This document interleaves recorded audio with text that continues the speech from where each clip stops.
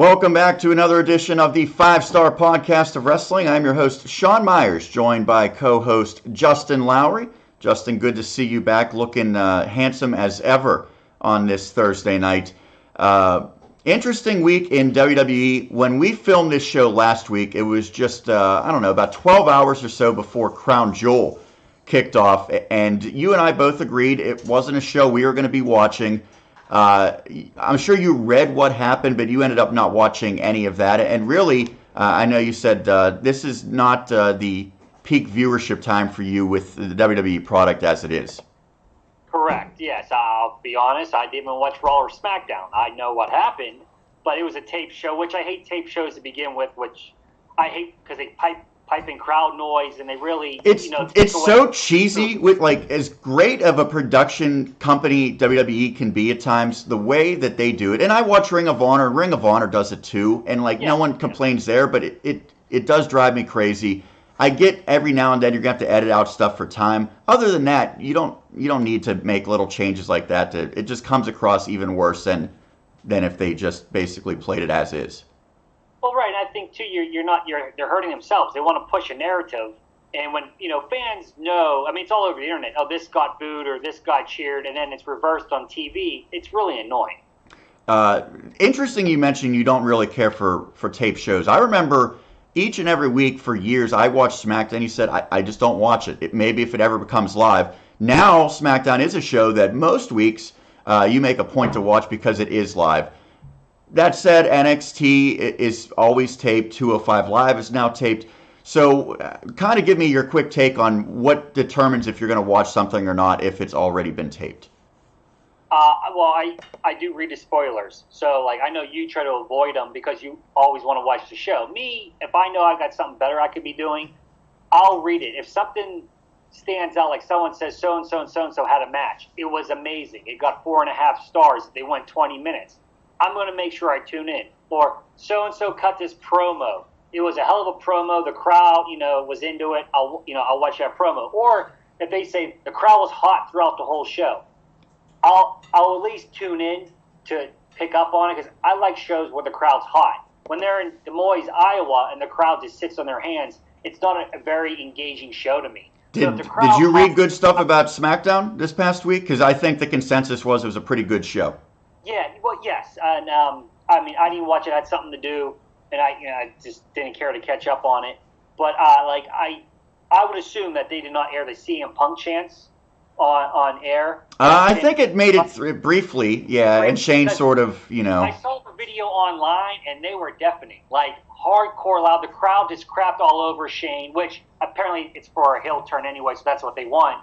But the fact that, they got the CM Punk chants, which if you keep saying best in the world, it has to be a dig at him anyway. Right. I mean, him and Jericho both sort of had that, and it could be a dig at both because I don't know how happy they are with Jericho right now either. Right.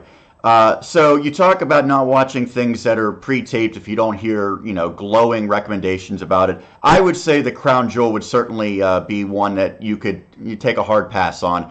I did not watch it. I will watch it at some point, but it is far down on my list of things to get to. One thing that I want to touch on, we knew there was going to be a new Universal Champion. You and I both were hoping and praying it would be Braun Strowman. It was not. It's Brock Lesnar. I feel like his reign, which lasted over a year the first time around, was just a low point in terms of a world champion in WWE history. Not because Brock Lesnar, isn't a great legendary superstar from earlier in his career, but the fact that he never shows up, it made the title a joke.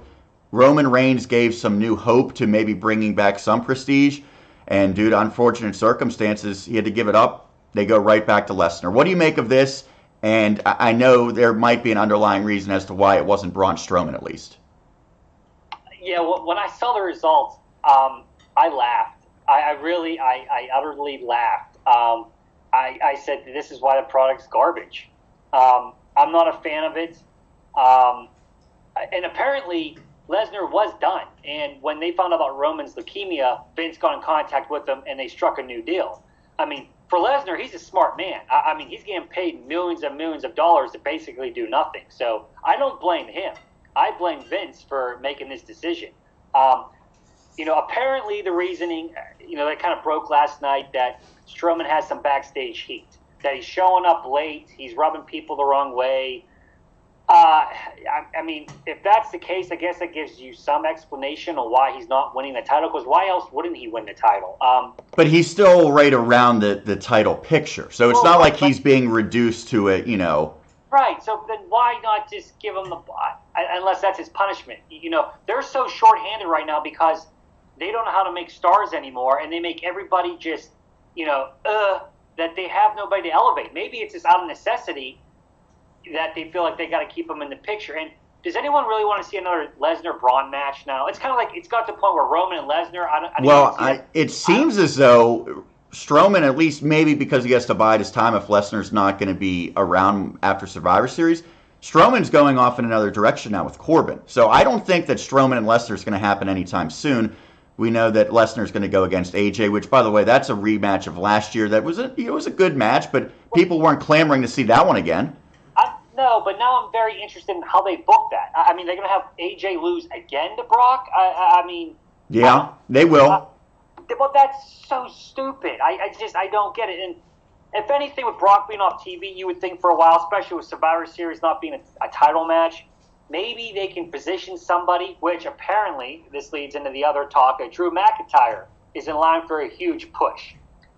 I'm cool with that. Yeah, well, to be the guy that takes it off of him. That's fine. This is the time now that they really need to pick somebody different, and they got to go with it. Make somebody strong to take the title. Roman's not coming back anytime soon. Braun, if he has the heat, he's been kind of pushed down to me. He's been kind of broken with the losses. Somebody else needs to be elevated.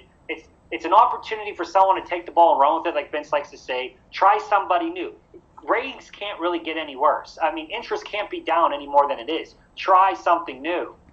One thing I do want to finish with Lesnar is you're more up on the UFC. He's going to probably take the title for his UFC match, the Universal title. Apparently the new deal, he is allowed to fight for UFC. And the rumors is UFC wants him to fight, I think, March 5th, which is a big problem for the WWE. Because that's right around WrestleMania, that's in between the Rumble, and that's a lot of training specifically to fight. I don't think he can really kind of do both. Does that mean he's going to drop the title at Rumble? But apparently his new deal runs through WrestleMania, so we expect to see him at WrestleMania. So he won't be in the UFC before March then? I thought initially it was supposed to be around this time. Yes, but I read this today, maybe a couple hours ago, that the rumors are out there, reports are saying that Dana White's going to want him for a fight on March 5th. Okay. Take that for what it's worth. So maybe he won't even have the title when he goes to UFC for his return. Right. The other thing, you talked about creating new stars. Crown Jewel, in many people's eyes, was a throwaway show. They already made up their mind. They weren't going to pay attention to it. They weren't going to watch it. Or even if they didn't go in with the expectation that it would be a huge storyline development type of show. But you have an opportunity to really put someone over with this, this Crown Jewel World Cup tournament to determine the best in the world, Justin. And it was doomed from the beginning with the guys they picked. But the fact that Shane McMahon won, this is almost like WWE just trolling everyone, isn't it? Absolutely. And this is why I'm having a hard time watching anymore, because I feel like they're doing stuff to anger their fans and just. Especially like the internet fans that are watching this, or me and you that are doing this, your hardcore fans, it's just a slap in the face. Now, going in, we talked, the tournament was a joke anyway. A World Cup with all Americans. It was a joke in the fact that they called it a World Cup. There was legitimate superstars in there. Well, I told you I wish it would have called a King of the Ring. Right. That's basically what it was. Yes. It was a King of the Ring tournament. And then and apparently that was always the plan. Go figure. So then you have Shane show up at the end, win it and call himself the best in the world. They knew what they were doing. And if they want to make Shane a heel, which, again, another McMahon heel, we've been having this since 1998, 97. I'm sick and tired of always needing a heel authority figure, number one. I really enjoy when they're... Well, I think SmackDown, Shane was off TV for months after WrestleMania. I enjoyed that. I enjoyed having Paige come out, do some matches, and move. That's why I really like SmackDown. There was a bunch of reasons. That was one of them. Now Shane's back on SmackDown. Apparently he's going to be on there now for foreseeable future, and he's going to be a heel. Oh, great. Like Stephanie, like his dad. We've seen this so many times. You know, he's in the Survivor Series match. I don't need to see Shane wrestle. I don't. I'm okay with him on very limited basis, but yeah, we don't need him wrestling twice in a span of 3 weeks. Well, no, and now he's going to wrestle Survivor Series, and I guarantee you he's going to get a WrestleMania match out of this heel GM thing, and we can get to WrestleMania down here with different topics, but I don't care. It doesn't. It's a reason why it makes me not want to watch SmackDown, and I hate that because I'll fast forward through his segments, honestly. I hate the idea that he would take away a spot from someone else deserving. Now, I thought maybe his feud with Kevin Owens, I thought that helped Kevin Owens at the time. But there's other scenarios where he's just taking a spot away from a guy who deserves it more than him. So it'll depend on how they do. But I agree, you don't want him on each and every week. You certainly don't want him wrestling multiple times in a span of a month or a couple months. No, and I mean, he beat Dolph Ziggler, which made Dolph Ziggler look stupid, but then again, Ziggler's been pushed so many times, it doesn't really matter. So you mentioned Drew McIntyre maybe the next in line. I thought that, the way that they presented the match with him and Kurt Angle on Monday was something that really, it just felt different. And basically, it was it brought back memories of like a wrestler's retirement match where they're shown to not be able to do it anymore. And I go back, it wasn't necessarily a retirement match, but I remember Brock Lesnar, a young Brock Lesnar, just like destroying Hulk Hogan back on SmackDown years ago, where Hogan, he just looked like he was broken. I felt that same way about Kurt Angle, and McIntyre basically just, made him look pathetic, destroyed him, defeated him with his own finisher. I wonder if this is going to be the end for the time being, at least for Kurt Angle, because it's sort of weird. They brought him back to wrestle on Raw, somewhat unadvertised, and now the way that it finished, it makes me believe we're not going to see him, but it really gets Drew McIntyre over in the process. I don't know if you saw this, but I read this. Apparently, him losing, tapping out to his own maneuver, that was Kurt Angle's idea. But I think there has to be, it's not like he's going to come back next week and wrestle again. No, I don't think, but I think at this point, like to help, I guess, Drew's the next guy in line. He wanted to help get him over. So the match layout was like Angle's idea. He's one of the few vets that, he feels, I guess, totally comfortable helping somebody else get elevated. And I don't think it's the last match we'll see of Angle. But what he was doing was using his star power to help elevate somebody with a company who's in desperate need of guys being elevated, and I commend him for it. I mean, Triple H, I don't think would take a pedigree and lose 1, 2, 3 in the ring to somebody. Have an Angle tap out to his own move. I give Angle credit. He probably sees something in Drew too. People have for years, and he's helping the guy. Helping him out, giving him the push that he needs. And it's interesting too because I believe they had some history previously in TNA, if I'm correct. Yeah. So I think that maybe it goes more than just Kurt Angle seeing like, oh, this guy looks like he's going to be a star. He's probably already knows him personally from that experience and said, this is definitely a guy that I want to help put over. I'll be the one that sort of takes the fall, if you will. What are we going to see from Drew McIntyre as a result of this? Because right now you're not going to be challenging Brock Lesnar yet. Do you kind of do McIntyre Strowman without the title being involved? You can, but McIntyre got to go over. But then you're also hurting Strowman even more in the process. It's kind of tough. If they have already made their decision on Strowman, then next guy up. I mean, that's just the way it goes. I think you got to do that. Or you give them an IC title reign in between just to give them that extra boost. A little feud with Rollins. I don't think. Well, the Raw's almost backwards at this point. Like the IC title feud is going to be the biggest one that Raw has to offer, right? I mean, Ambrose and Rollins is. It's been that way for the last year because Lesnar's had the belt and he's been off TV. Yeah, it's weird. So we'll see what they do with Drew McIntyre, but I think more than anyone else in the entire company right now, he is stock skyrocketing. Another interesting thing on Raw, I was very happy to see new tag team champions because it's a real tag team. Now, I know you're rolling your eyes, and I agree with that because history says they don't care about the Raw tag team titles. But at least it's a good sign that they're putting it on a real tag team, because when was the last time a legitimate tag team held the Raw tag team titles? I'm not counting the B team as a legitimate tag team either. Probably when New Day was on Raw or the Bar was on Raw. Right. And hey, it's been more than a few months. I mean, it's been pretty much all of 2018. I'm not rolling my eyes because they put it on an actual tag team. That's actually good. I'm rolling my eyes is because we've been given no reason to care about the Authors of Pain.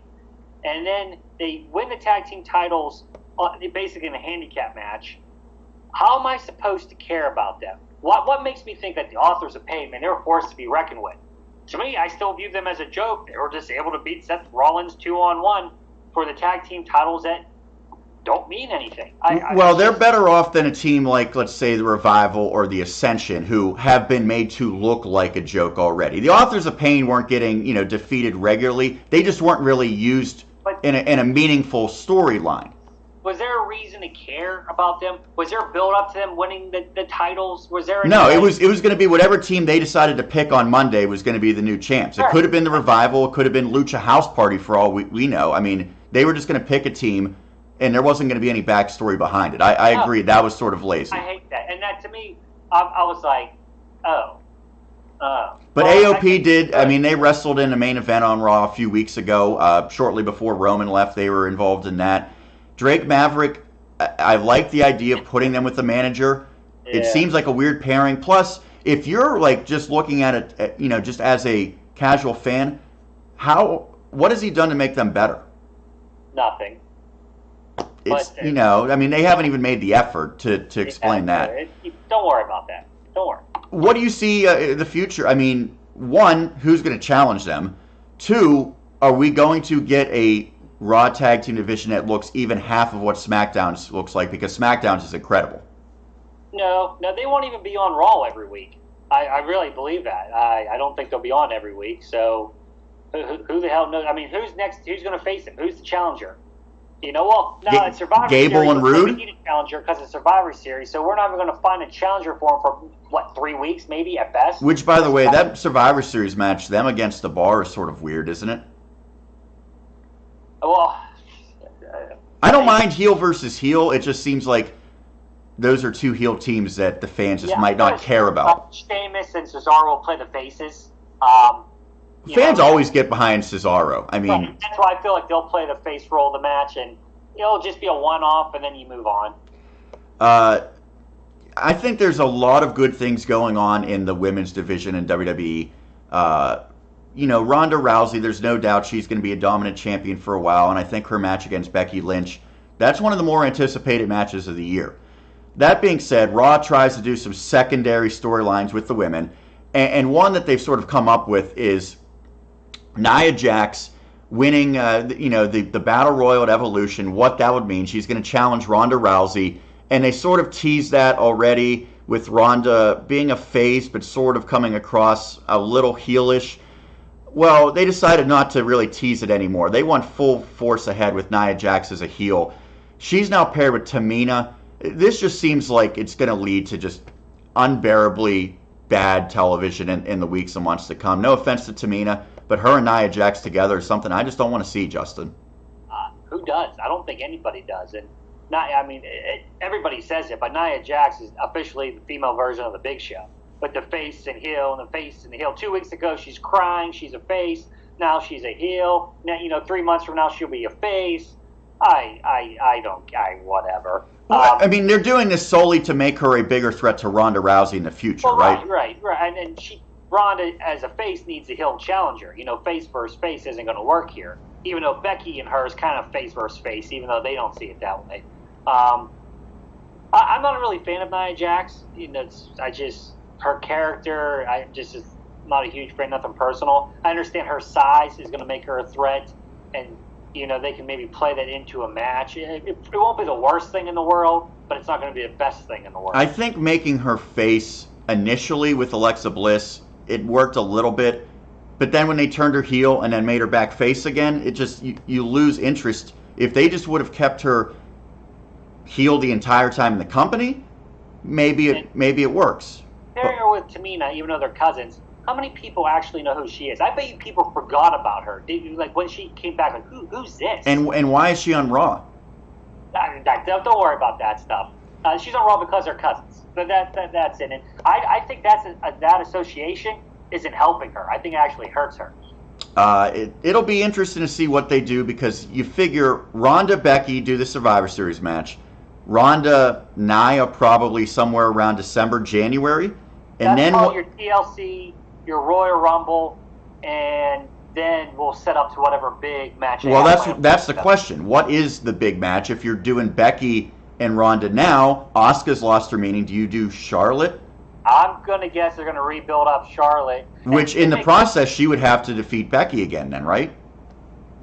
No. I can see Charlotte winning the Women's Royal Rumble. And then going challenging. That's right, because you see how, she's doubting herself after the Becky feud. Now, I think it's you can see storyline. She has to find that strength again, that confidence in herself again. And she, and we're November? We're like 2.5 months out from the Rumble. 2.5 months, she builds up. She wins the Royal Rumble, chooses to face the baddest woman on the planet, Ronda Rousey, and there's your women's match at WrestleMania. Would that do it for you? I mean, would that Becky still being champion on SmackDown, Charlotte coming to Raw? I can live with that, and I also read though that nothing's set in stone, with WrestleMania plans being in such disarray right now with all the injuries, that this could legitimately happen where they main event Ronda, and if they choose to go that way, Charlotte would be probably the ideal candidate to main event WrestleMania with. I feel like that has to be something that occurs naturally, and not just saying, well, we want to say that a woman match. If they want it, it's going to happen. They're going to try to make it happen natural, like Roman always main eventing. I mean, because with Triple H now hurt, and he's probably off the card, you don't have Roman Reigns. It sucks for him, but that's sort of a reason why guys of his ilk shouldn't be wrestling, right? Right, but they were planning it, and they set it up on SmackDown 1000. It looked like Batista and Triple H were going to be thrown together. Batista Orton works for me still. I don't know if that's a main event match at WrestleMania. Well, Triple H and Batista shouldn't be main eventing WrestleMania either, to be honest. No, I could see them doing that, because with Roman now out, I don't think they're going to put AJ Styles, if he still has the belt, main event. I just don't. Who do they have as a main event? I mean, there's guys that I would like, who I think deserve to be. Like a Seth Rollins, right? Yeah, AJ Styles could even do it, honestly, with the year he's had. There's a bunch of guys. Joe? I just don't think they'll do it, unfortunately. Wanted to touch quickly on SmackDown here. Again, I thought it was a good show. New Day, Usos, great match. They always have a great match. So what more do you say about that? It really had no meaning. It was for the team that won would be the captains of Survivor Series. They're building towards Survivor Series, and I'm digging a lot of these concepts of Raw versus SmackDown, champion versus champion, or team versus team. Did you see that was actually scrapped? It wasn't until Roman got sick that they went back to that, because they didn't want to have Roman versus AJ, and they weren't going to do the champion versus championship thing. Which, that was maybe my favorite AJ Styles match in WWE ever, was him against Roman. I know they had 2 back-to-back months. Yeah. I thought that was AJ's best matches, and I thought it was Roman's best matches. Those guys worked incredibly together. Yeah, I don't understand why they didn't want to, but, they scrapped the whole plans. I mean, and I think this has been thrown together within a week, and it actually hit me that, Survivor Series is like a week and a half away now. Oh, yeah, right. Holy hell, did that come up fast. With all these shows they've been doing, it seems like every 2 or 3 weeks there's another pay-per-view. And the builds are so, small, compacted, it's hard for me to get revved up for a show because everything's done so quickly. Right. So they had that great tag team match on SmackDown. Those guys, I mean, they just always deliver. You could make an argument maybe it's lost its luster because they've done it so many times. But I think they put together another match with the intent of it being just an incredible in-ring performance. And it was Rey Mysterio against Andrade Cien Almas. Mysterio won this one. Not surprised because he's just back. They're going to continue to establish him as a top guy, and I think he deserves it to an extent. That being said, 1, what's your take on Mysterio's return? And 2, is Almas ever going to be more than a guy that just puts on really good matches and comes up short? Good question. I mean, since Mysterio, one of the reasons Mysterio is back is they have never been able to build another Latino star like Rey Mysterio.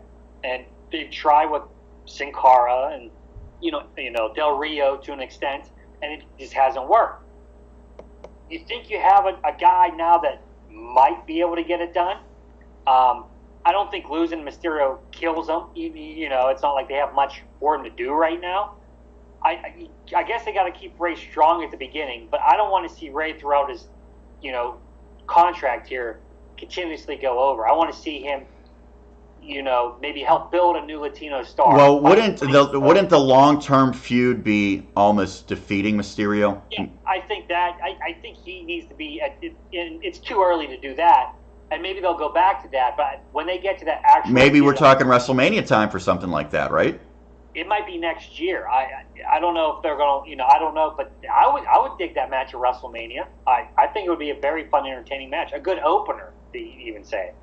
Is there any concern for you that Mysterio is going to be able to work consistently? Because he looks great. I mean, he looks way better than his prior run. Right, but he's still in his 40s now. He's had knee surgeries galore. I mean, and WWE's schedule is very grueling. I mean, he might look great now. 6 months from now, his body might just tell him, you can't do this anymore. You got to slow it down. And that's the concern, is if you do have this long-term plan, which I feel like WWE, they maybe have something in their head, but they never really for sure say, this is what we're going to do 3 months or 6 months from now.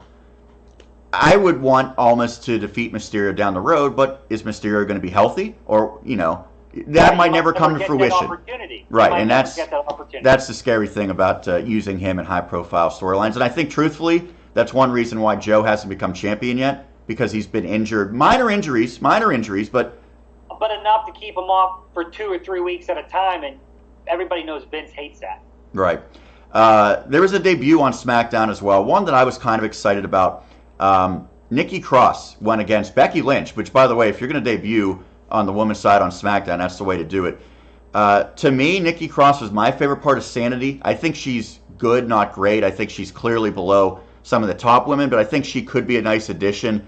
Your take on her debut, what she might be able to contribute, and will we see her regularly as part of Sanity, or is it going to be Nikki Cross, the solo wrestler? I think it's going to be Nikki Cross, the solo wrestler, and I hope it's that way too. I like Nikki Cross. I'm a fan of her gimmick. I think she's decent in the ring. I think she could, feud with anybody. I could also see her being a future champion if they so choose. She has it in her. I think she's a very entertaining character. I enjoyed her matches in NXT, and I'm happy to see her up here, and I'm looking forward to seeing what she can do. I hope that she doesn't get lost in the shuffle. That's my fear. When they bring somebody up, I feel like bring people up and they have no idea what they want to do with them. And they waited a little bit longer I say a little bit. They waited months and months with her when she could have come up initially with Sanity right after WrestleMania. It might have been a combination of needing her in NXT and not at the time having a spot for her.